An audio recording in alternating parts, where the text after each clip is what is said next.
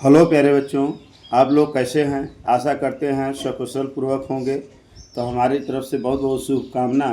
तो आज हम लोग पढ़ेंगे हिंदी के 50 महत्वपूर्ण बहुविकल्पी प्रश्न। और प्रश्न शुरू करने से पहले बता दें कि थोड़ा आज के ऐसे प्रश्न हैं कि जैसे बिहारी की दोहा में कहा गया, सतसैया की दोहरे ज्यों नावक की तीर, अदेखन में छोटे लागे घाव करे गंभीर। यहाँ पर एक एक प्रश्न मोतियों की तरह जड़ा हुआ है प्यारे बच्चों। तो ये 50 क्वेश्चन नहीं बल्कि 50 परमाणु बम की तरह हैं। तो आइए इन आज की 50 क्वेश्चनों को हम देखते हैं और इसका आनंद उठाते हैं। पहला क्वेश्चन है, मधु कलश किसकी रचना है?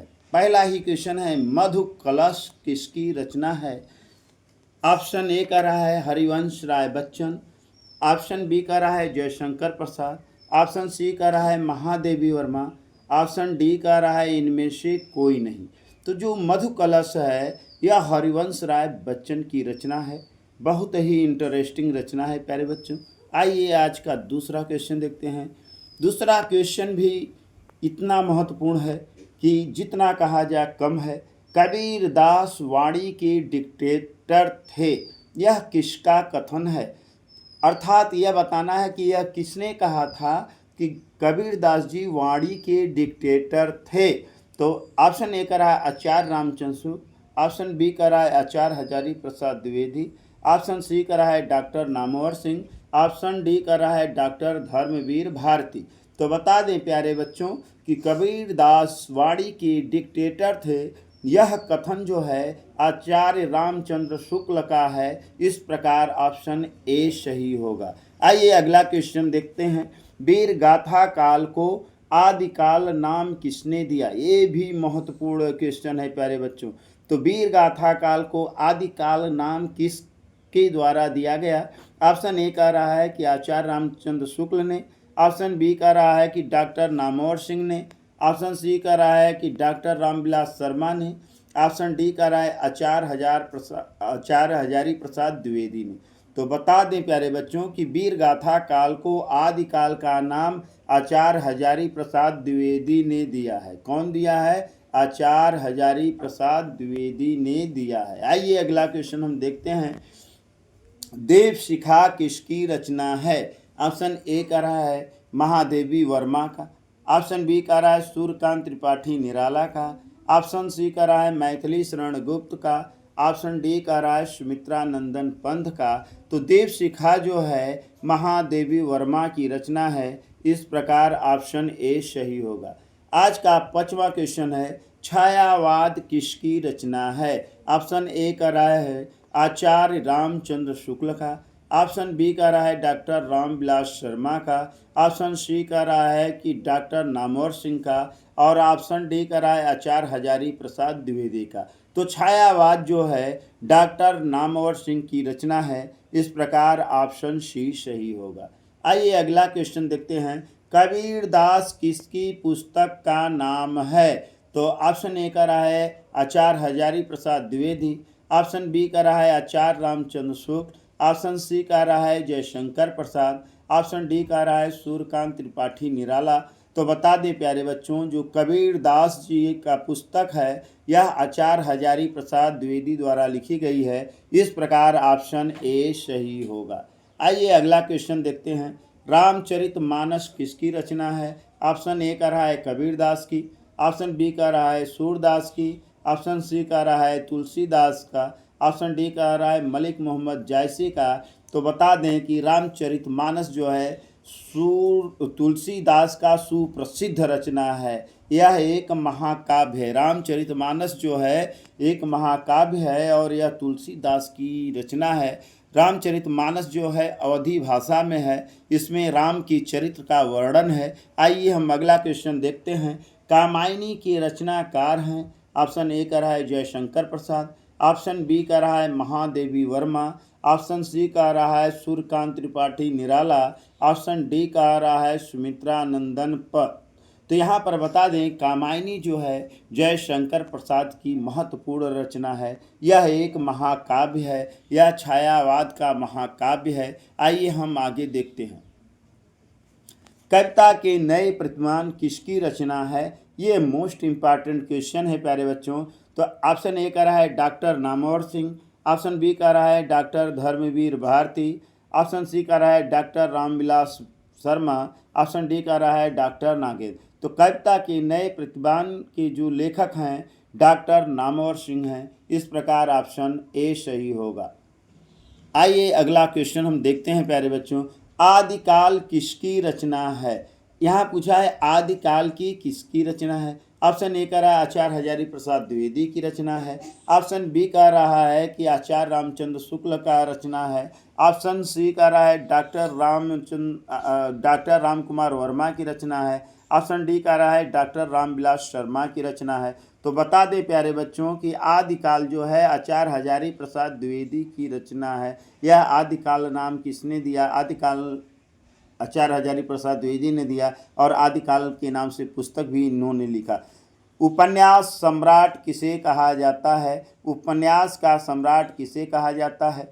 ऑप्शन ए कह रहा है जयशंकर प्रसाद को, ऑप्शन बी कह रहा है आचार्य हजारी प्रसाद द्विवेदी को, ऑप्शन सी कह रहा है मुंशी प्रेमचंद को, ऑप्शन डी कह रहा है इनमें से कोई नहीं।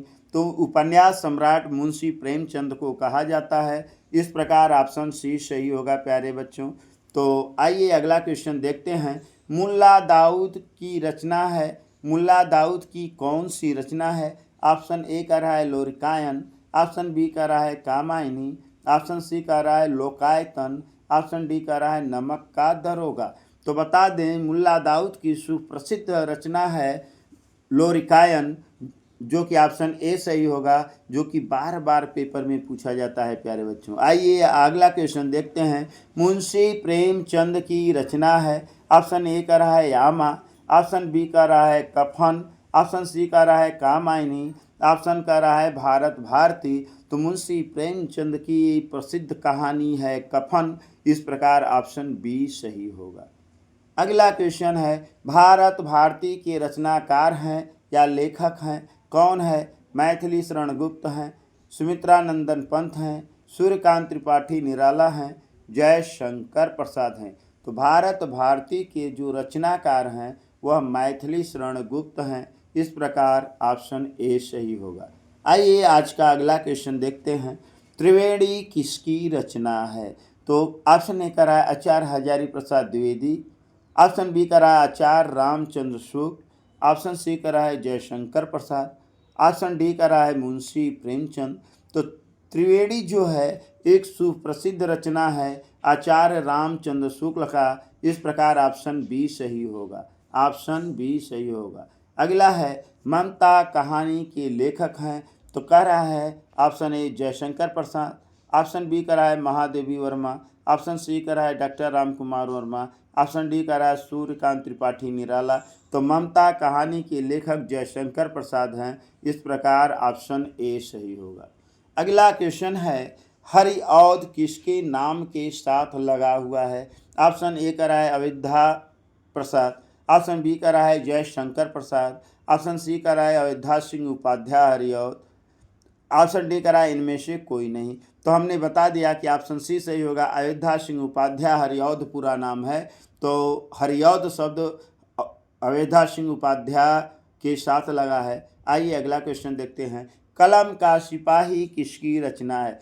देखिए यहाँ दो प्रश्न होता है, कलम का सिपाही किसकी रचना है। दूसरा प्रश्न घुमा के पूछता है कलम का सिपाही किसे कहा जाता है। जब प्रश्न पूछेगा कि कलम का सिपाही किसकी रचना है तो आइए पहले इसको हल कर ले, फिर आगे हम बताते हैं। तो ऑप्शन ए कह रहा है मुंशी प्रेमचंद का, ऑप्शन बी कह रहा है अमृत राय का, ऑप्शन सी कह रहा है जयशंकर प्रसाद का, ऑप्शन डी कह रहा है इनमें से कोई नहीं। तो कलम का सिपाही जो है अमृत राय की रचना है। अगर प्रश्न होता कि कलम का सिपाही किसे कहते हैं तो बताते इसका उत्तर मुंशी प्रेमचंद को। अमृत राय कौन है? यह मुंशी प्रेमचंद के लड़के हैं। तो आइए हम आगे देखते हैं 19 क्वेश्चन।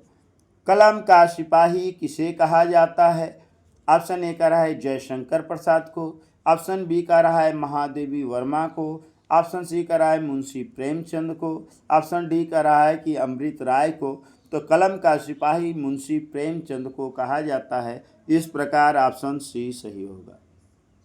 आज का 20वां क्वेश्चन है, महाराणा प्रताप किसकी रचना है? ऑप्शन ए का रहा है सुभद्रा कुमारी चौहान, ऑप्शन बी का रहा है महादेवी वर्मा, ऑप्शन सी का रहा है सुमित्रा नंदन पंत, ऑप्शन डी का रहा है इनमें से कोई नहीं। जैसा कि हम जानते हैं, रण बीच चौकड़ी भर भर कर चेतक बन गया निराला था, महाराणा प्रताप के कोड़े से पड़ गया हवा का पाला था। यह रचना सुभद्रा कुमारी चौहान की है प्यारे बच्चों। यह वीर रस में लिखी हुई अत्यंत महत्वपूर्ण रचना है महाराणा प्रताप। इस प्रकार ऑप्शन ए सही होगा। आइए आगे देखते हैं, पुनर्नवा किसका उपन्यास है?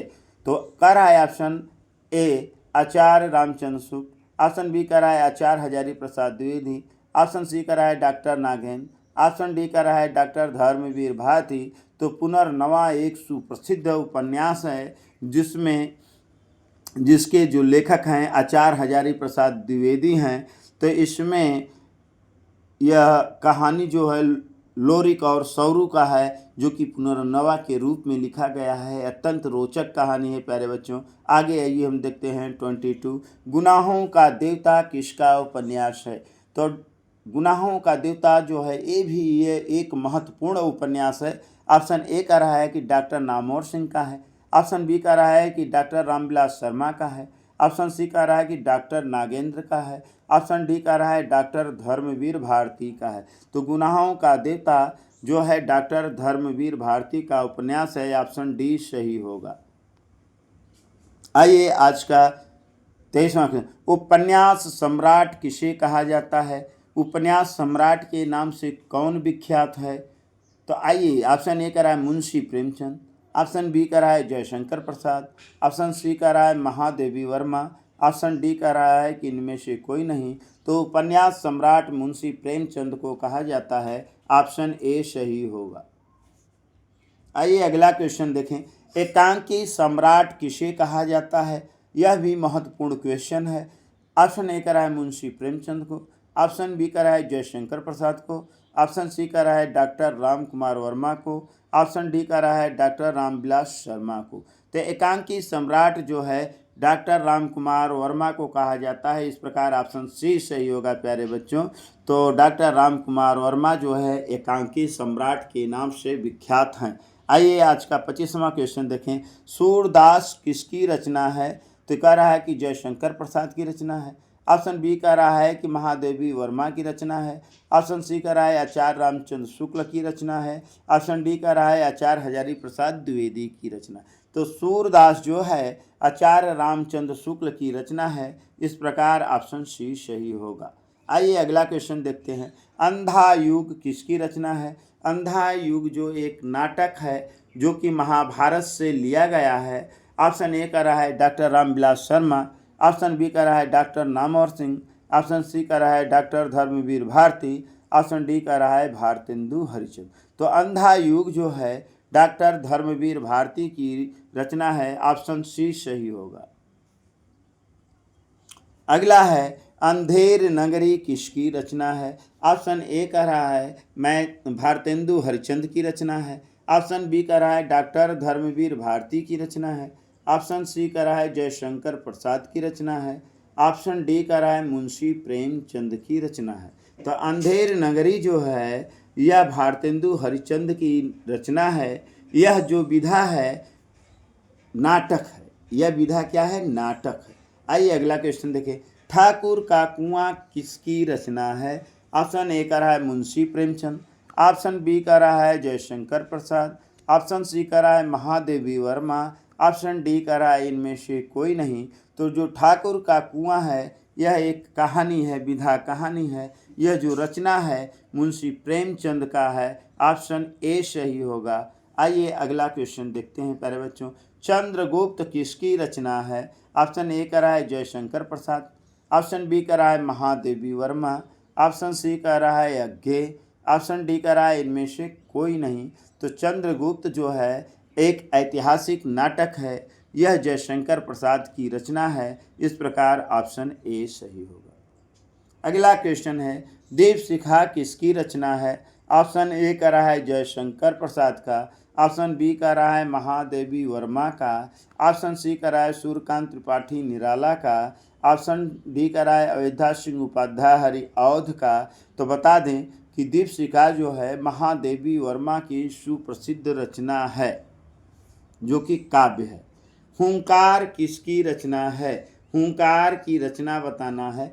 तो बता रहा है option A Ramdhari Singh Dinkar, option B बता रहा है जयशंकर प्रसाद, ऑप्शन सी कर रहा है सूर्यकांत त्रिपाठी निराला, ऑप्शन डी कर रहा है सुमित्रा नंदन पंत। तो हुंकार जो है रामधारी सिंह दिनकर की सुप्रसिद्ध काव्यगत रचना है।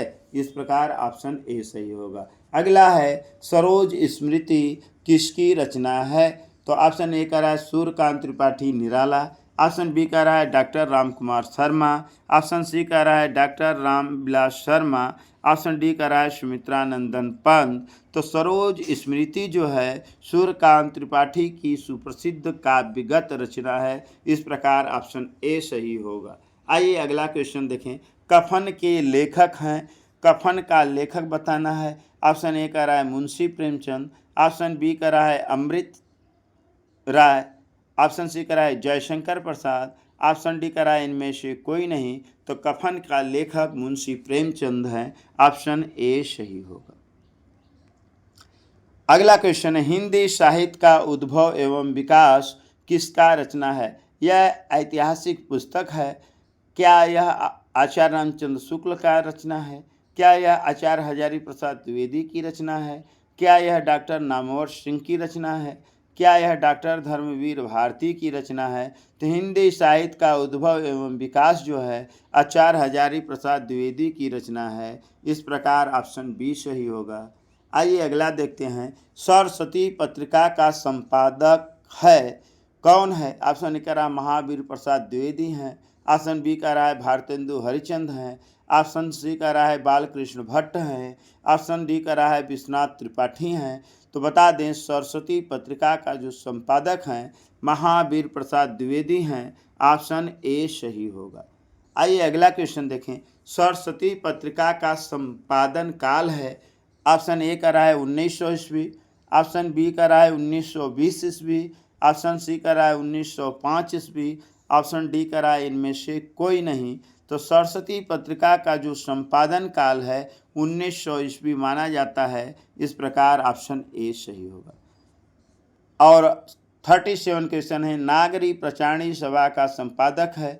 ऑप्शन ए का रहा है श्याम सुंदर दास, ऑप्शन बी का रहा है महावीर प्रसाद द्विवेदी, ऑप्शन सी का रहा है भारतेंदु हरिचंद, ऑप्शन डी का रहा है इनमें से कोई नहीं।